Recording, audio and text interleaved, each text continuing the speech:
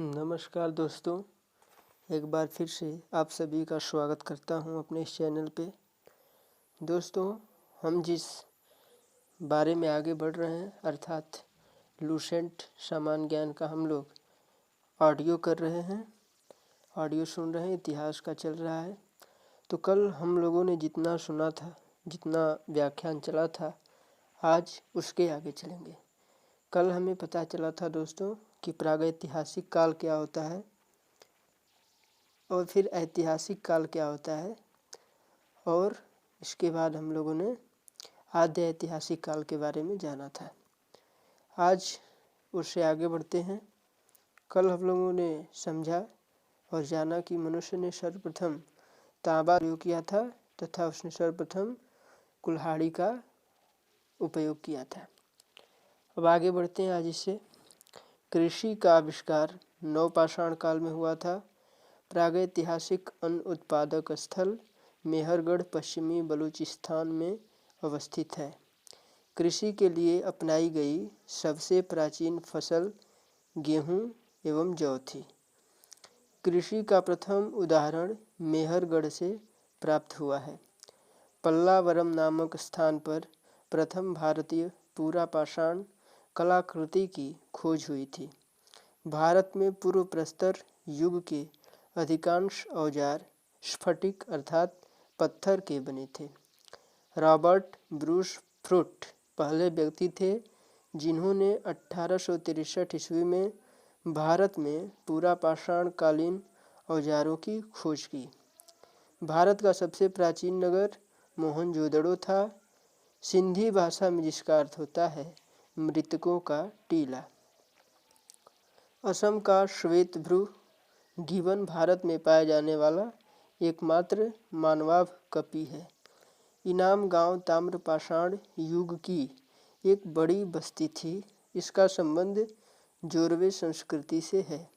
भारत में शिवालक की पहाड़ी से जीवाश्म का प्रमाण मिलता है।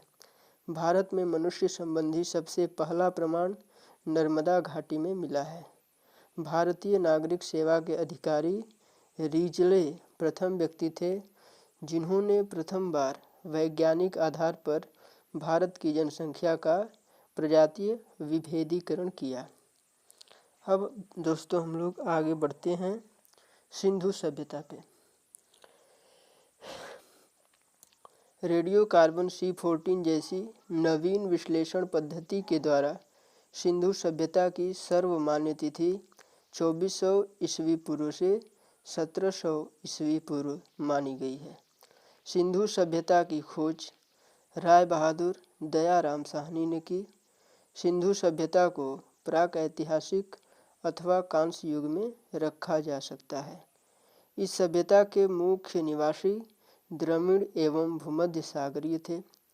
सिंधु सभ्यता के सर्वाधिक पश्चिमी पुरास्थल दाश्क नदी के किनारे स्थित सुतकांगडोर बलूचिस्तान जिसका नाम है आज, पूर्व पुरास्थल हिंडन नदी के किनारे गोदावरी नदी के तट पर आलमगीरपुर जिला मेरठ उत्तर प्रदेश, उत्तरी पुरास्थल चिनाब नदी की तट पर अखनूर के निकट मादा जम्मू कश्मीर तथा दक्षिणी पुरास्थल दाइमाबाद में इसके अवशेष पाए जाते हैं।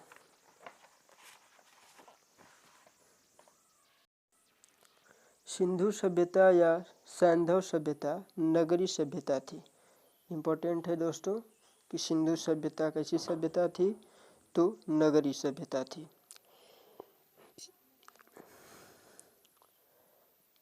सैंधव सभ्यता से प्राप्त परिपक्व अवस्था वाले स्थलों में केवल 6 को ही बड़े नगरों की संज्ञा दी गई है। ये हैं मोहनजोदड़ो, हड़प्पा, गढ़वारीवाला, धौलावीरा, राखीगढ़ी एवं कालीबंगन। फिर से सुन लीजिए, मोहनजोदड़ो, हड़प्पा, गढ़वारीवाला, धौलावीरा, राखीगढ़ी, कालीबंगन। स्वतंत्रता प्राप्ति पश्चात हड़प्पा संस्कृति के सर्वाधिक स्थल गुजरात में खोजे गए हैं। लोथल एवं सुतकोतदा सिंधु सभ्यता का बंदरगाह है। जुते हुए खेत और नक्काशीदार ईंटों का प्रयोग का साक्ष्य कालीबंगन से प्राप्त होता है। मोहनजोदड़ो से प्राप्त अन्नागार संभवतः सिंधु सभ्यता की सबसे बड़ी इमारत है। मोहनजोदड़ो से प्राप्त वृहत स्नानागार एक प्रमुख स्मारक है, जिसके मध्य स्थित स्नान कुंड 11.88 मीटर लंबा तथा 7.01 मीटर चौड़ा एवं 2.43 मीटर गहरा है। अग्निकुंड लोथल एवं कालीबंगन से प्राप्त हुए हैं। मोहनजोदड़ो से प्राप्त एक पत्थर पर 3 मुख वाले देवता पशुपतिनाथ की मूर्ति मिली है। उनके चारों ओर हाथी, गैंडा, चीता एवं भैंसा विराजमान है। मोहनजोदड़ो से नर्तकी की एक कांस्य मूर्ति मिली है। हड़प्पा की मोहरों पर सबसे अधिक एवं श्रृंगी पशु का अंकन मिलता है। मनके बनाने के कारखाने लोथल एवं चन्हुदड़ो से मिले हैं। सिंधु सभ्यता की लिपि भावचित्रात्मक है। सिंधु सभ्यता के लोगों ने नगरों तथा घरों के विन्यास के लिए ग्रिड पद्धति बनाई थी। इनके घर के दरवाजे सड़क की ओर न खुलकर पीछे की ओर खुलते थे, जबकि लोथल नगर के घरों के दरवाजे सड़क की ओर खुलते थे। सिंधु सभ्यता की मुख्य फसल गेहूं जौ था तथा मिठास के लिए ये लोग शहद का प्रयोग करते थे। और तौल की जो इनकी इकाई थी संभवतः 16 के अनुपात में होती थी। मेसोपोटामिया के अभिलेखों में वर्णित मेलुहा शब्द का अभिप्राय सिंधु सभ्यता से ही है। पिग्गट ने हड़प्पा एवं मोहनजोदड़ो को एक विस्तृत साम्राज्य की जुड़वा राजधानी बताया है। सिंधु सभ्यता के लोग धरती को उर्वरता की देवी मानकर उनकी पूजा किया करते थे। वृक्ष पूजा एवं शिव पूजा के प्रचलन के साक्ष्य भी सिंधु सभ्यता से मिलते हैं। स्वास्तिक चिन्ह संभवतः हड़प्पा सभ्यता की देन है। इस चिन्ह से सूर्योपासना का अनुमान लगाया जाता है। सिंधु सभ्यता में मातृदेवी की उपासना सर्वाधिक प्रचलित थी। पशुओं में कुबड़ वाला सांड विशेष पूजनीय था।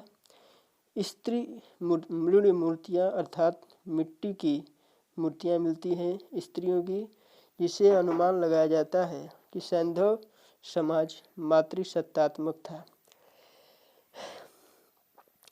सैंधववासी सूती एवं ऊनी वस्त्रों का उपयोग करते थे तथा मनोरंजन के लिए मछली पकड़ना, शिकार करना, पशु पक्षियों को आपस में लड़ाना इत्यादि साधनों का प्रयोग करते थे। ये लोग काले रंग से डिजाइन किए हुए लाल मिट्टी के बर्तन बनाते थे। सिंधु घाटी के लोग तलवार से परिचित नहीं थे। पर्दा प्रथा एवं वेश्यावृत्ति सैंधव सभ्यता में प्रचलित थी। कालीबंगन का अर्थ है काली चूड़ियाँ। यहाँ से पूर्व हड़प्पा स्तरों के खेत जोते जाने के और अग्नि पूजा की प्रथा के प्रमाण मिलते हैं। शवों को जलाने एवं गाड़ने दोनों ही प्रथाएं पाई जाती हैं। हड़प्पा में शवों को दफनाने की, जबकि मोहनजोदड़ो में जलाने की प्रथा विद्यमान थी। लोथल एवं कालीबंगा में युग्म समाधियां मिली हैं। सैंधव सभ्यता के विनाश का संभवतः सबसे प्रभावी कारण बाढ़ को माना जाता है। आग में पकी हुई मिट्टी को टेराकोटा कहा जाता है। हड़प्पा स्थल रावी नदी के तट पर है। इसके उत्खननकर्ता दयाराम साहनी एवं माधव स्वरूप वत्स हैं। इसका उत्खनन 1921 में हुआ था। अब यह पाकिस्तान का मोंटगोमरी जिला है। में है। मोहनजोदड़ो सिंधु नदी के तट पर अवस्थित है। राखालदास बनर्जी इसके उत्खननकर्ता थे। 1922 ईस्वी में उत्खनन किया गया। अब यह पाकिस्तान के सिंध प्रांत का लरकाना जिला में है। चन्हुदड़ो सिंधु नदी पे है। गोपाल मजुमदार उत्खनन करता थे। 1931 में उत्खनन किया गया। यह सिंध प्रांत में है जो पाकिस्तान में पड़ता है। कालीबंगन घग्गर नदी के तट पर है। बीबी लाल एबी केथा पर उत्खनन करता है। इसका उत्खनन 1953 में हुआ। राजस्थान के हनुमानगढ़ जिला में अवस्थित है। अब दोस्तों आगे बढ़ते हैं वैदिक सभ्यता की तरफ। तो वैदिक काल का विभाजन दो भागों में किया जाता है, ऋग वैदिक काल और उत्तर वैदिक काल। आर्य सर्वप्रथम पंजाब एवं अफगानिस्तान में बसे थे। आर्यों द्वारा विकसित सभ्यता ग्रामीण सभ्यता थी। आर्यों की भाषा संस्कृत थी। आर्यों के प्रशासनिक इकाई आरोही क्रम में इस प्रकार से थे: कुल, ग्राम, विश्व, जन, राष्ट्र। आरोही क्रम में फिर से सुनिए: कुल, ग्राम, विश्व, जन, राष्ट्र। गांव के मुखिया को ग्रामीणी तथा विश्व का प्रधान विश्वपति कहलाता था तथा जन के शासक को राजन कहा जाता था। राज्याधिकारियों में पुरोहित एवं सेनानी प्रमुख होते थे। श्रुत, रथकार तथा कंपारी नामक अधिकारी रत्नी कहे जाते थे। इनकी संख्या सहित राजा सहित करीब 12 हुआ करती थी। पूरब दुर्गपति एवं स्पर्श जनता की गतिविधियों को देखने वाले गुप्तचर होते थे। पूरब दुर्गपति को कहा जाता था और स्पर्श जनता की गतिविधियों को देखने वाले गुप्तचर होते थे। वाजपति गोचर भूमि का अधिकारी होता था, उसे वाजपति कहा जाता था। अपराधियों को पकड़ने का जो कार्य करता था उसे उग्र कहा जाता था। सभा एवं समितियां राजा को सलाह देने वाली संस्था थी। सभा श्रेष्ठ एवं संभ्रांत लोगों की संस्था थी, जबकि समिति सामान्य जनता का प्रतिनिधित्व करती थी और इसके अध्यक्ष को ईशान कहा जाता था। युद्ध में कबीले का नेतृत्व राजा करता था। युद्ध के लिए गविष्टि शब्द का प्रयोग किया गया है, जिसका अर्थ है गायों की खोज। दशराग्य युद्ध का उल्लेख ऋग्वेद के 7वें मंडल में मिलता है। यह युद्ध परुषणी अर्थात रावी नदी के तट पर राजा सुदास एवं 10 जनों के बीच लड़ा गया था, जिसमें सुदास विजयी हुआ। ऋग्वैदिक समाज 4 वर्णों में विभक्त था: ब्राह्मण, क्षत्रिय, वैश्य और शूद्र। यह विभाजन व्यवसाय पर आधारित था। उपनिषदों की कुल संख्या 108 है। महापुराणों की कुल संख्या 18, वेदांग की कुल संख्या 6 मानी जाती है। आर्यों का समाज पितृ प्रधान था और समाज की सबसे छोटी इकाई परिवार या कुल थी, जिसका मुखिया पिता होता था, जिसे कुलप कहा जाता था।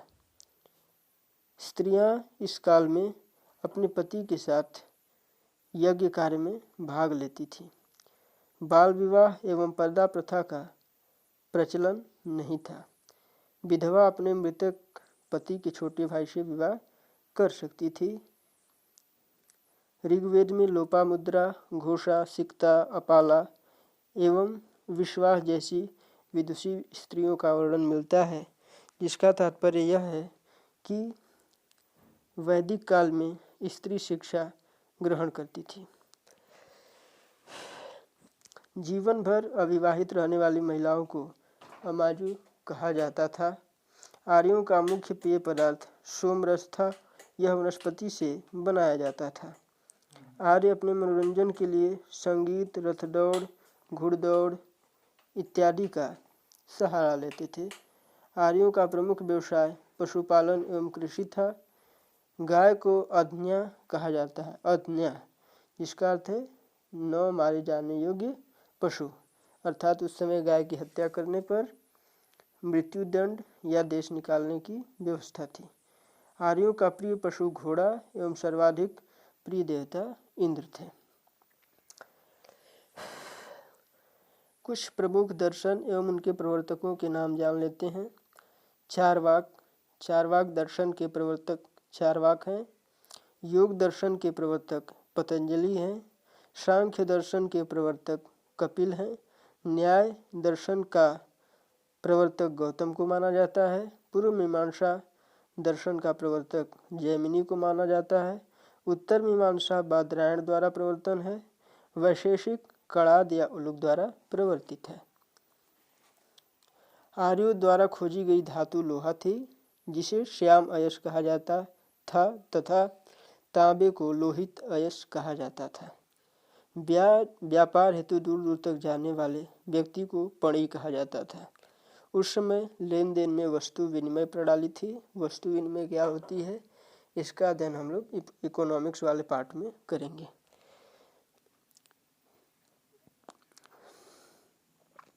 ऋण देकर ब्याज देने वाला व्यक्ति सूदखोर या वेक नॉट कहा जाता था। मनुष्य एवं देवता के बीच मध्यस्थ की भूमिका निभाने वाले देवता के रूप में अग्नि की पूजा होती थी। ऋग्वेद में उल्लेखित सभी नदियों में सरस्वती सबसे महत्वपूर्ण मानी जाती है। उत्तर वैदिक काल में इंद्र के स्थान पर प्रजापति सर्वाधिक प्रिय देवता हो गए। उत्तर वैदिक काल में राजा के राज्याभिषेक के समय राजसूय यज्ञ का अनुष्ठान किया जाता था। उत्तर वैदिक काल में वर्ण व्यवसाय की बजाय जन्म के आधार पर निर्धारित होने लगे। ध्यान दीजिएगा, वैदिक काल में व्यवसाय से वर्ण का पता चलता था, जबकि उत्तर वैदिक काल में जन्म के आधार पर वर्ण का निर्धारण होने लगा। उत्तर वैदिक काल में हल को शिरा और हल रेखा को सीता कहा जाता है। हल को शिरा और हल रेखा को सीता कहा जाता है। उत्तर वैदिक काल में निष्क और शतमान मुद्रा की इकाइयाँ थी, लेकिन इस काल में किसी खास भार, आकृति और मूल्य के सिक्कों के चलन का कोई प्रमाण नहीं मिलता है। सांख्य दर्शन भारत के सभी दर्शनों में सबसे प्राचीन है। इसके अनुसार मूल तत्व 25 है।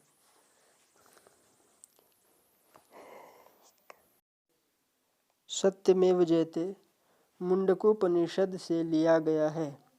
इसी उपनिषद में यज्ञ की तुलना टूटी नाव से की गई है। गायत्री मंत्र सवित्री नामक देवता को संबोधित है, जिसका संबंध ऋग्वेद से है। उत्तर वैदिक काल में कौशाम्बी नगर में प्रथम बार पक्की ईंटों का प्रयोग किया गया है। महाकाव्य दो हैं, महाभारत एवं रामायण। महाभारत का पुराना नाम जय संहिता है। यह विश्व का सबसे बड़ा महाकाव्य है। गोत्र नामक संस्था का जन्म उत्तर वैदिक काल में हुआ। दोस्तों, अब आगे की तरफ हम लोग बढ़ते हैं। महाजनपदों का उदय। अगला हम लोग का टॉपिक है महाजनपदों का उदय। बुद्ध के जन्म के पूर्व 6ठी शताब्दी ईसा पूर्व में भारतवर्ष 16 महाजनपदों में बटा हुआ था। इसकी जानकारी हमें बौद्ध ग्रंथ अंगुत्तर निकाय से प्राप्त होती है। अब महाजनपद तथा उसकी राजधानी और आधुनिक क्षेत्र के बारे में हम लोग बारी बारी से देखते हैं।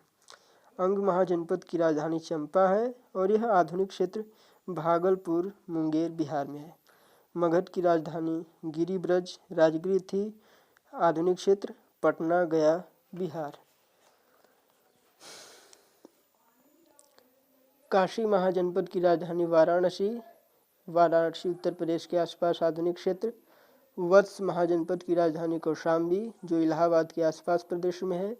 वज्जी की राजधानी वैशाली विदेह मिथिला जो मुजफ्फरनगर एवं दरभंगा के आसपास का क्षेत्र है। कौशल की राजधानी श्रावस्ती जो फैजाबाद में है। अवंती का राजधानी उज्जैन अथवा महिष्मती जो आज मालवा अर्थात मध्य प्रदेश में है। मल्ल की राजधानी कुशावती जो आज देवरिया में है। पंचाल अहिच्छत्र एवं काम्पिल्य पांचाल की राजधानी अहिच्छत्र काम्पिल्य जो बरेली बदायूं फर्रुखाबाद उत्तर प्रदेश में है। चेदी की राजधानी शक्तिमती जो बुंदेलखंड उत्तर प्रदेश में है।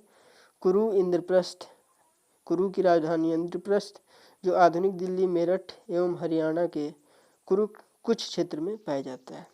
मत्स्य विराटनगर जयपुर राजस्थान के आसपास का क्षेत्र। कम्बोज की राजधानी हाटक राजौरी एवं हजारा क्षेत्र उत्तर प्रदेश में पाया जाता है। शूरसेन की राजधानी मथुरा के क्षेत्र में पाया जाता है। अशमक की राजधानी पोटली या पोतन जो गोदावरी नदी क्षेत्र के अंतर्गत पाया जाता है। गांधार की राजधानी तक्षशिला जो आज के रावलपिंडी एवं पेशावर जो कि पाकिस्तान में है पाया जाता है। दोस्तों आगे बढ़ते हैं हम लोग जैन धर्म की तरफ। जैन धर्म के संस्थापक एवं प्रथम तीर्थंकर ऋषभदेव थे। 23वें तीर्थंकर पार्श्वनाथ थे। 24वें एवं अंतिम तीर्थंकर महावीर स्वामी हुए। महावीर स्वामी का जन्म 540 ईस्वी पूर्व में कुंडग्राम वैशाली में हुआ था। इनके पिता सिद्धार्थ ज्ञात्रिक कुल के सरदार और माता त्रिशला लिच्छवी राजा चेटक की बहन थी। महावीर की पत्नी का नाम यशोदा एवं पुत्री का नाम अनुजा प्रियदर्शिनी था। महावीर के बचपन का नाम वर्धमान था। इन्होंने 30 वर्ष की उम्र में माता पिता की मृत्यु के पश्चात बड़े भाई नंदिवर्धन की अनुमति से संन्यास जीवन को स्वीकारा। 12 वर्षों की कठिन तपस्या के बाद महावीर को जिरिम्भिक के समीप ऋजुपालिका नदी के तट पर साल वृक्ष के नीचे तपस्या करते हुए संपूर्ण ज्ञान का बोध हुआ। इसी समय से महावीर जिन अर्थात विजेता, अरहत अर्थात पूज्य और निर्ग्रंथ अर्थात बंधनहीन कहलाए। महावीर ने अपना उपदेश प्राकृत अर्थात अर्धमागधी भाषा में दिया। महावीर के अनुयायियों को मूलतः निर्ग्रंथ कहा जाता था। महावीर के प्रथम अनुयायी उनके दामाद जामिल बने। प्रथम जैन भिक्षुणी नरेश दधिवाहन की पुत्री चंपा थी। महावीर ने अपने शिष्यों को 11 गणधरों में विभाजित किया था। आर्य सुधर्मा अकेला ऐसा गंधर्व था जो महावीर की मृत्यु के बाद भी जीवित रहा और जैन धर्म का प्रथम थेरा या मुख्य उपदेशक हुआ। लगभग 300 ईस्वी पूर्व में मगध में 12 वर्षों का भीषण अकाल पड़ा, जिसके कारण भद्रबाहु अपने शिष्यों सहित कर्नाटक चले गए, किंतु कुछ अनुयायी स्थूलभद्र के साथ मगध में ही रुक गए। भद्रबाहु के वापस लौटने पर मगध के साधुओं से उनका गहरा मतभेद हो गया, जिसके परिणाम स्वरूप जैन मत श्वेतांबर एवं दिगंबर नामक 2 संप्रदायों में बंट गया। स्थूलभद्र के शिष्य श्वेतांबर अर्थात श्वेत वस्त्र धारण करने वाले एवं भद्रबाहु के शिष्य दिगंबर अर्थात नग्न रहने वाले कहलाए। जैन धर्म के त्रिरत्न हैं सम्यक दर्शन, सम्यक ज्ञान, सम्यक आचरण। त्रिरत्न के अनुशीलन में निम्न 5 महाव्रतों का पालन करना अनिवार्य था। अहिंसा, सत्य वचन, अस्तेय मतलब अपने पास कुछ न रखना, परिग्रह, चोरी न करना एवं ब्रह्मचर्य। जैन धर्म में ईश्वर की मान्यता नहीं है। जैन धर्म में आत्मा की मान्यता है। महावीर पुनर्जन्म एवं कर्मवाद में विश्वास करते थे। जैन धर्म के सप्तभंगी ज्ञान के अन्य नाम स्यादवाद और अनेकावाद हैं। जैन धर्म ने अपने आध्यात्मिक विचारों को सांख्य दर्शन से ग्रहण किया है। जैन धर्म मानने वाले कुछ राजा उदयन, वंदराज, चंद्रगुप्त मौर्य, कलिंग नरेश खारवेल इत्यादि थे। मैसूर के गंग वंश के मंत्री चामुंड के प्रोत्साहन से कर्नाटक के श्रवण बेलगोला में 10वीं शताब्दी के मध्य भाग में विशाल बाहुबली की मूर्ति गोमटेश्वर की मूर्ति का निर्माण किया गया। खजुराहो में जैन मंदिरों का निर्माण चंदेल शासकों द्वारा किया गया। मौर्योत्तर युग में मथुरा जैन धर्म का प्रसिद्ध केंद्र था। मथुरा कला का संबंध जैन धर्म से है। जैन तीर्थंकरों की जीवनी भद्रबाहु द्वारा रचित कल्पसूत्र में है। 72 वर्ष की आयु में महावीर स्वामी की मृत्यु अर्थात निर्वाण 468 ईसा पूर्व में पावापुरी में हो गया था। प्रमुख जैन तीर्थंकर और उनके प्रतीक चिन्हों पर थोड़ा नज़र डाल लेते हैं। ऋषभदेव का प्रतीक चिन्ह षांड था। अजितनाथ का हाथी था। अरिष्टनेमी 22वें तीर्थंकर थे, इनका शंख था। पार्श्वनाथ 23वें थे, इनका सर्प था। महावीर स्वामी 24वें तीर्थंकर थे और इनका प्रतीक चिन्ह सिंह था। दोस्तों अब आइए थोड़ी सी नज़र बौद्ध धर्म पे भी डाल लेते हैं। बौद्ध धर्म के संस्थापक गौतम बुद्ध थे। इन्हें एशिया का ज्योतिपुंज कहा जाता है। इनका जन्म 563 ईस्वी पूर्व में कपिलवस्तु के लुम्बिनी नामक स्थान पर हुआ था। इनके पिता शुद्धोधन शाक्य गण के मुखिया थे। इनकी माता माया देवी की मृत्यु इनके जन्म के 7वें दिन ही हो गई थी तथा इनका पालन पोषण इनकी सौतेली माँ प्रजापति गौतमी ने किया। इनके बचपन का नाम सिद्धार्थ था। यशोधरा से इनकी शादी 16 वर्ष की अवस्था में हुई और ये पुत्र का नाम राहुल था। सिद्धार्थ जब कपिल वस्तु की ओर सैर करने निकले तो इन्होंने 4 दृश्य देखा। बूढ़ा व्यक्ति, एक बीमार व्यक्ति, शव एवं एक सन्यासी। इनके जन्म संबंधित घटनाएं: जन्म का प्रतीक कमल एवं सांड को माना जाता है। गृह त्याग का प्रतीक घोड़ा को माना जाता है। ज्ञान का प्रतीक पीपल को माना जाता है। निर्वाण का प्रतीक पद चिन्ह को माना जाता है तथा मृत्यु का प्रतीक स्तूप को माना जाता है। सांसारिक समस्याओं से व्यथित होकर 29 वर्ष की अवस्था में इन्होंने गृह त्याग किया, जिसे बौद्ध धर्म में महाभिनिष्क्रमण कहा जाता है। गृह त्याग को महाभिनिष्क्रमण कहा जाता है। गृह त्याग करने के बाद सिद्धार्थ ने वैशाली के अलार कलाम में सांख्य दर्शन की शिक्षा ग्रहण की और अलार कलाम सिद्धार्थ के प्रथम गुरु हुए। ज्ञान प्राप्ति के बाद सिद्धार्थ बुद्ध कहलाए तथा वह स्थान बोध गया कहलाया। बुद्ध ने अपना प्रथम उपदेश सारनाथ ऋषिपत्तनम में दिया, जिसे बौद्ध ग्रंथों में धर्मचक्र प्रवर्तन कहा जाता है। बुद्ध ने अपने उपदेश जनसाधारण की भाषा पाली में दिए थे।